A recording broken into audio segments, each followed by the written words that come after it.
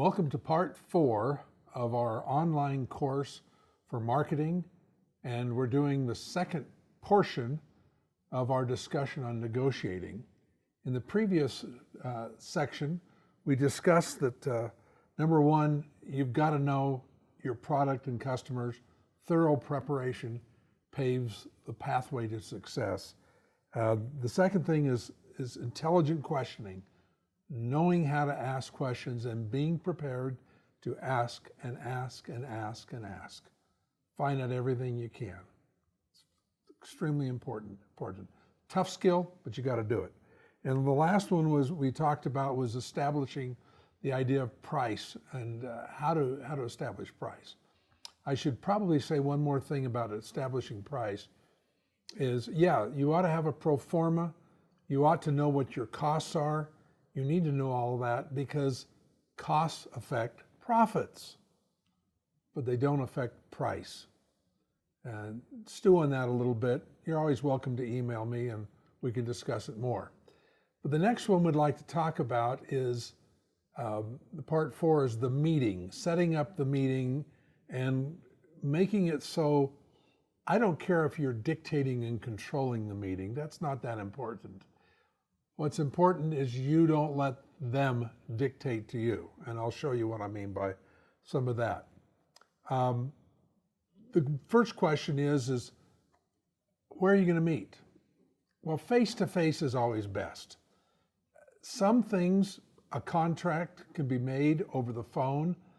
Sometimes it can be done over email. But I don't like the phone. I don't think you should ever negotiate over the phone. Number one, people are distracted and it just becomes a mess. And the second part of it is it doesn't allow for you to really spend the time because, again, there's too many distractions. I don't mind my preliminary negotiations over the phone. When we're finally going to do them, I like to meet face to face. Now, one of the things I didn't mention last time was the whole idea of natural negotiation has nothing to do with trickery, being cruel or rotten or anything else like that. You don't need any of those kinds of things. In fact, you're looking to make good deals. And let me explore that for just a second before we get on with the meeting. When I was in the Soviet Union, taking our cruise company, so we had a ship we were going to use the whole season, I would negotiate the price, and as I'm listening to them, I knew what the product was, I knew what their costs were, I understood it. They didn't. Because money in those days was kind of a weird commodity. In those days, the typical Soviet Russian was making $200 a month. If you were a doctor, if you're a street sweeper, if you're a professor, if you're whatever else, $200 a month, that's it. So the idea of the free market just wasn't there, and it wasn't understood. So when I was negotiating with them, I discovered I had to negotiate not only with them, but for them. They were asking, we were discussing how much will the meals be on the ship. And they started off at this is just a made up number because I don't remember what it was exactly, something like $30 per person, per meal. I said, no, come on, we know how much beef and everything else. Oh, well, how about $10? So there was no real notion of the sense of value there.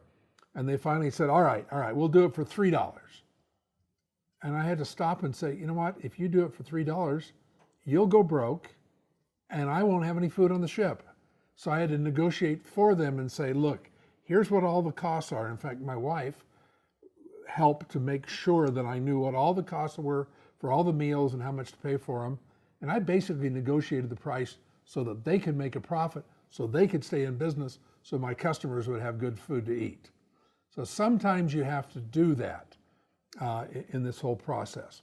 Let's go back to the meeting and discuss when to do it. As you notice, I was doing the negotiating on the price of the meals directly face to face. There's nothing quite like shaking hands, so everybody knows we're human beings, we're working together, we want to make a contract that works. In a lot of cases, however, email becomes very good. It's admissible in a small claims court action, and it allows you to track and what people really mean. What not to use besides phone, don't use letters. Who uses letters anymore? And fax machines, I don't know that anybody uses a fax machine anymore. When you get into the meeting, you need to establish the distance. And usually about an arm's length, so that's about a foot away from the person's knee, is about the right location, because you want to be able to see their face, talk to them, making sure we're human contact and what's going on. The other thing you do is you establish where the light is. It's your job to read their face.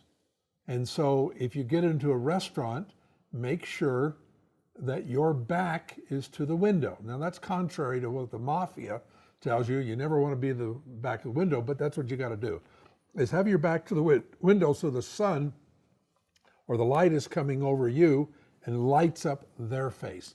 And you're able to read them and understand more about what they're doing. Higher is better than lower. And you'll notice when you go into some people's large offices, they'll have a big, beautiful desk and this ornate chair, and they put you in a kiddie chair right at the front of the desk. That's not by accident. That's a power move. So they're higher and you're lower.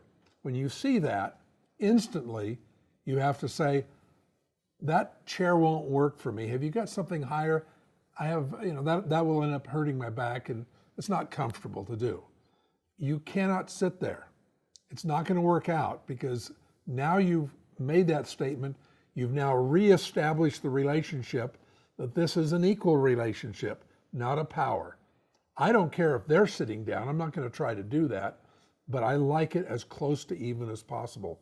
In most of those offices, there's a couch and some chairs. When you say, I can't sit there, how about if we sit over here? And usually that'll work just fine.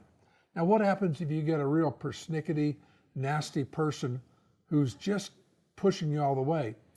Well, we'll tell you what to do with that in just a minute, because there's a pattern being set. Let me give you one other little tip that I learned is don't drink anything 2 to 4 hours before you negotiate, because you want to be able to control that situation, and you'll see more about that in a second. So, by the way, never negotiate with alcohol. Never. Just, that should be so far away from your discussion. All right, in this meeting, let's just do a recap. You sit down, what's the first question they're going to ask you? Right. How much do you charge? And what's your answer? There's so much I don't know. Help me to understand and go through it. Good one to remember. In the answers that you're going to get in this meeting, there's 3 basic answers. Maybe, yes, and no. You can renegotiate yes. If they agree to the terms and you were a little too hasty, you may wish to negotiate for some other things to come into the deal to make it a little bit better for you. So you can renegotiate yes. If a person says no, that's actually a very good thing. There's a great book called, one called Getting to No, and the other one Getting to Yes and Start with No. The idea is you want to push this discussion until they say no. Now you know where the baseline is, and now you can renegotiate up. Somebody says, my price is $10 per unit. They say, no, we can't do that. Well, help me to understand why. Is it because not enough volume? It's the price? Yes, it's the price. Well, what would the price need to be? Well, the price would need to be $9.50. Well, could we do the $9.50 by increasing the number of sales or something? You get the idea. You want to get to know. It's a good thing. What you do not want, you must never accept, is maybe. I have watched people come out of negotiations thrilled that the person says they think they might be able to do it. That means no. And now you can't renegotiate because the session's off. And if you think there's going to be another meeting, forget it. It's not going to happen. So you get away from maybe, if they say, well, we'll think about it, you've got immediately said, well, tell me what you need to think about. Help me understand what you're looking at. Is the price a problem? Is the quantity a problem? Whatever it else. Ask intelligent questions to get over that maybe, so they finally say either yes or they say no, and then continue the negotiations. Now let me give you step number 5. It's called the art of the pause. After you've agreed, you've talked about it, everybody discussed it, you're all very happy, and you say, give me a minute, or let me think about it. This is certainly worth considering. Now's the time you get your bathroom break. It's a perfect time, because you want to go out and let them sit and think about it. Now there's some ulterior motives for that. When they're doing it, when you've said that, automatically they think, oh my goodness, we screwed up the negotiation. What happened? There's something wrong. They're going to start questioning themselves. That's a side benefit. The real benefit is, do not ever sign anything or agree to a final term until you've had a chance to think about it. We get into a negotiation, emotions start churning, and we're thinking, oh, this is great, and you're hearing, this is the best deal in a lifetime, I'm excited, and you sign, and suddenly it starts to fall apart. You need a chance to think about it. It might be a bathroom break. It might be 10 minutes. It might be an hour. It might be a day. You're going to have to determine that. But that's step number 5, it's the art of the pause. Step number 6 is this concept of yes, no, yes. When you work in the discussion and things aren't quite what you want, then you employ this technique, which is yes, complimenting. That's really good. There's a lot of good things about it that I like, things that make sense. But no, I have some problems with this, this, and this. And yes, I'd like to do it. Now let me give you a quick example of this. I'm going to read to you a letter that I received from a singer. It could be anybody, but this is a singer. I have a question, and by the way, she's from, her name was Isabel Liu, she's from Taiwan, and so I'm reading exactly what she wrote. I have a question in regards of negotiating a price. I just got a phone call from a company asking me to sing for their President Club dinner for about 50 to 60 people. The coordinator mentioned that this is an upscale event and they will invite me for dinner and sing something nice, 2 to 3 songs, for about 15 to 30 minutes. The location is a 4-star restaurant, private room. They also want to know my setup in terms of sound, background, etc. I asked her to send me details via email and we can go from there, and she did. What do I do now? I'll give her a lot of value in hiring me, and I also want to suggest a harpist for the accompaniment if she agrees. What do I do? So the question you have to ask yourself, what should you tell Isabel about what to do? Well, the first thing I asked her was, how much do you want? I mean, you get into this whole gig, how much are you expecting to get? What do you have to have? Do you know? And she wrote back that she would be very happy with $125 for the event. And I said, okay, that's not enough. You're worth far more than that. But what I'd like to point out with that letter is that person was doing everything they could to beat down the price. They were basically saying, come for a dinner. You'll be lucky to be in the congregation of these wonderful people. And 2 or 3 songs, it's 15 minutes. How much is that going to cost? 10, 15 bucks, 20 bucks. No. That's what they were doing. I asked her to send back this letter, but reworded in her own words, but she sent the exact letter. Let me read it to you. And as I read it to you, I want you to notice each thing that causes the price to go up, because she's establishing value. I would thoroughly enjoy being with your group. What's that? That's the yes. Remember yes? Meeting them and singing some great music that will inspire them. You just raise the value. For such an upscale group, value up, it is wonderful to provide them with the music they readily identify as the best of the best. you're increasing your value. I don't charge by the hour because each group is different. You've just cut away what the original person was trying to do. I'll prepare your concert so that it really fits your group, specialized, customized. That's higher value. That takes extra preparation. I want to be sure it's the best for you. I also will be using the entire evening for you. So this is kind of the no in the yes, no, yes. I won't be able to perform elsewhere. Perhaps the best thing is for you to let me know what your budget is, and I'll try to find a way into that budget. Don't hesitate to call me. This sounds like a fantastic event. I know a few people, blah, blah, blah. There's the yes. So you've now got the yes, no, yes. She's built up her value. She's let the person know that she's not going cheap, that the whole evening is for them, and you know the person's going to do it. So she writes back, I just got a reply from her. She said the budget was $500 plus more for the harpist, and they agreed to the price, will book me for the event.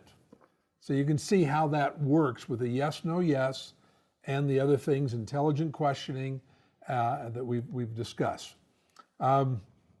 Finally, number 7 is to confirm. How to confirm. For most contracts, most people's first-time contracts are generally in the small thousands of dollars, whatever they're doing, experimenting. For those, a letter of understanding via email is sufficient, which just simply means, dear so-and-so, you've asked me to do this thing. You've asked me to do the following, bing, bing, bing, bing, bing. And for that, you're going to do the following, bing, bing, bing, and say, is my understanding correct? And ask for a confirmation. And they'll write back and let you know. And now you have the basis. Now, for a small amount of money, and by that I'm talking about $15,000, $20,000, you're not going to litigate something for $20,000. Attorney's fees will exceed that. But for smaller amounts, that's sufficient, because most of the time the misunderstandings are caused by forgetfulness. They were thinking of something else. But when you show them the email, the letter of understanding, they'll say, oh, you're right, it was that, no problem. And then you're good to go. For larger amounts, what I have done, and again, some of these are really literally 20, 30, 40, 50 million dollars in their contracts. I take this letter of understanding and I give it to my attorney and I say, these are the terms. Create a contract that reflects these. Do not change anything. They've got to be the same, because that's what our understanding is. Too many times, a lawyer looking out for your good will try to give you an advantage. This is with the terms. Just make sure that they're well covered. And a good attorney will do that. A lot of great attorneys out there that are so useful on this kind of thing. Finally, the most important words I can give you the whole time in negotiations. There's 3 words, most important words. No, thank you. You've got to be ready and willing to say that and mean it. This is not Tijuana and some flea market bazaar where you're waiting, you give a price and, well, you negotiate it down and then you walk away and kind of look over your shoulder. Are they coming after me? And sure enough, they are, and they've lowered the price. That's not what this is. You've got to be able to say, no, thank you, and mean it and let it stick. Okay, let me just conclude with the discussion we had of our singer who was singing La Boheme. She went back to the person and asked him questions like, how many people do you want? He said, well, what's the least? And he said, well, we can do it with 4. Is that going to include airfare? Is that going to include rehearsal time? And she went through all the things they're going to have. By the time they were finished, the price of this excursion to go down there, to put the whole thing on, including their musicians, everything else, was $80,000. She came out of it with an extra share because she organized it. So, she went from a place where she would have taken a couple of $1,000s for the 4 of them, that's $8,000 to $80,000. That's what natural negotiation does. So if you have questions about it, take a look in the book. It'll help you to understand it. But also you can email us, mark.stoddard@csmusic.net, You'll see it here, and I'll be glad to discuss anything further with you.